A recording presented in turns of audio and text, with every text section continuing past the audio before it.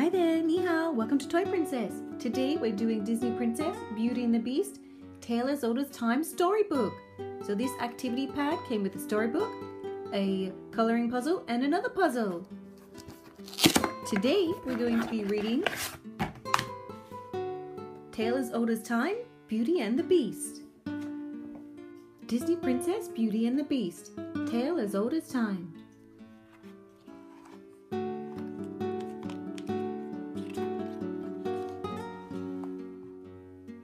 Once upon a time, a selfish young prince refused to give an old beggar woman shelter in his castle. But the old woman was really an enchantress. As punishment, she turned the prince into a terrifying beast and cast a spell on everyone in the castle. Giving the beast a magical rose, she said, "This will bloom until your 21st year. If you learn to love another and earn that person's love before the last petal falls, the spell will be broken. If not, you will remain a beast forever." In a sleepy village nearby, an eccentric inventor named Maurice lived with his beautiful daughter Belle. Gaston, a strong and handsome young man from the village, had decided that he wanted to make Belle his wife. "After all," Gaston told his friend Le Fou, "she's the best looking girl in town." Gaston arrived at Belle's house, confident that Belle would agree to marry him. But when he asked, Belle refused him without a second thought. She knew she could never marry someone as arrogant and vain as Gaston. One day, Maurice set off for a fair with his latest invention. As night fell, he lost his way and had to seek refuge in the beast's castle. Maurice was welcomed by some friendly enchanted servants, including a candelabra named Lumiere, and a clock named Cogsworth, a teapot named Mrs. Potts, and her son Chip, a teacup. But the beast was furious when he discovered a stranger in his home, and he threw Maurice into the dungeon. When Maurice's horse returned home alone, Belle set off at once to search for her father. "Oh, Papa!" Belle cried when she found Maurice in the freezing dungeon. "We must get you out of here!" Sensing danger, Belle turned around. There was the beast towering over her and growling loudly. "Please, let my father go," Belle pleaded. "I'll take his place here." The beast agreed at once. He dragged Maurice out of the cell and sent him back to the village. The beast showed Belle to her room. "You can go anywhere in the castle," he told her, "except the West Wing. That is forbidden." Poor Belle was miserable. She missed her father and her home. The enchanted objects prepared a wonderful meal for her and tried to cheer her up with their singing and dancing. But Belle was still lonely, and later that night she wandered through the castle. She soon found herself in the West Wing. There, among the broken furniture and cracked mirrors, she found the magic rose, its petals drooping sadly. Just as Belle reached out to touch the rose, the beast burst in, howling with rage. Terrified, Belle ran out into the snowy night. Belle leaped onto her father's horse and set off blindly into the dark forest. Suddenly she was surrounded by a pack of vicious, hungry wolves. Just as the wolves closed in for the kill, the beast appeared through the trees. Fighting bravely, he drove the wolves away. But then the beast sank to the ground in pain. The wolves had injured him. Belle knew she could not leave him there alone. She took the beast back to the castle and gently tended his bleeding wounds. He seemed quite different now, and she was no longer frightened of him.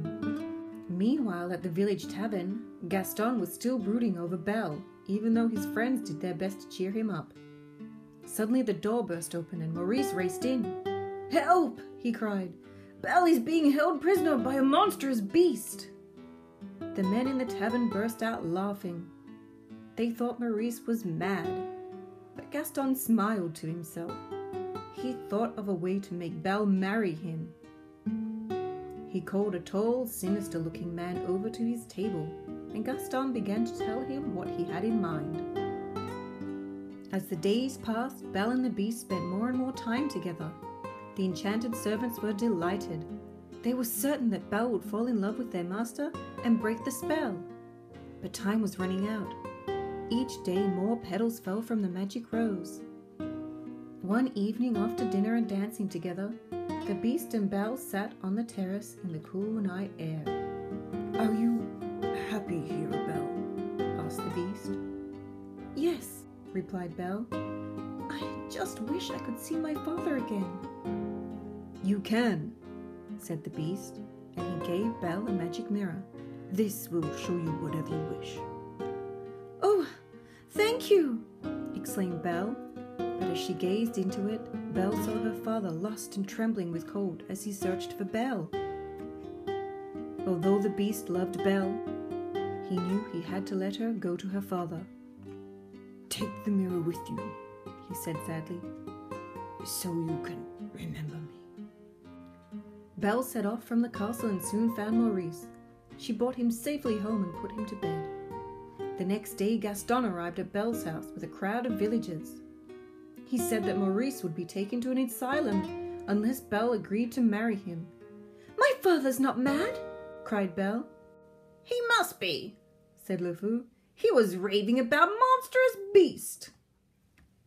"The beast is real!" cried Belle. "Look!" She held up the magic mirror and the crowd saw the beast for themselves.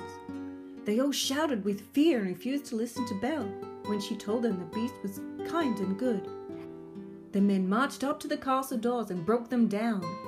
Cogsworth led the enchanted servants in a brave defense of the castle, but the beast missed Belle and was too heartbroken to fight, even when Gaston beat him with a club and drove him to the castle roof. Only when he heard Belle's voice did the beast look up. "You came back," he cried, rushing to embrace Belle. This was the chance Gaston had been waiting for. Drawing his dagger, he stabbed Beast in the back. But as the beast collapsed, Gaston tripped and fell tumbling from the roof. Belle ran to the wounded beast and bent to kiss him. The last petal was just about to fall from the rose. "You can't die," sobbed Belle. "I love you. I wish I'd never left you alone." Suddenly, a magic mist surrounded the beast, and before Belle's astonished eyes, he changed into the handsome young prince he had once been. One by one, the enchanted servants became human again. Weeping with joy, they hugged each other as the prince swept Belle into his arms. The prince had found his true love at last, and the spell of the enchantress was broken. As the sun burst through the clouds, they knew they would all live together in happiness forever after.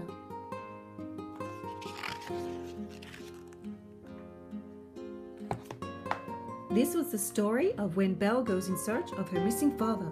She is imprisoned by a mysterious beast in a castle. What will Belle discover about the beast and the enchanted objects who live there?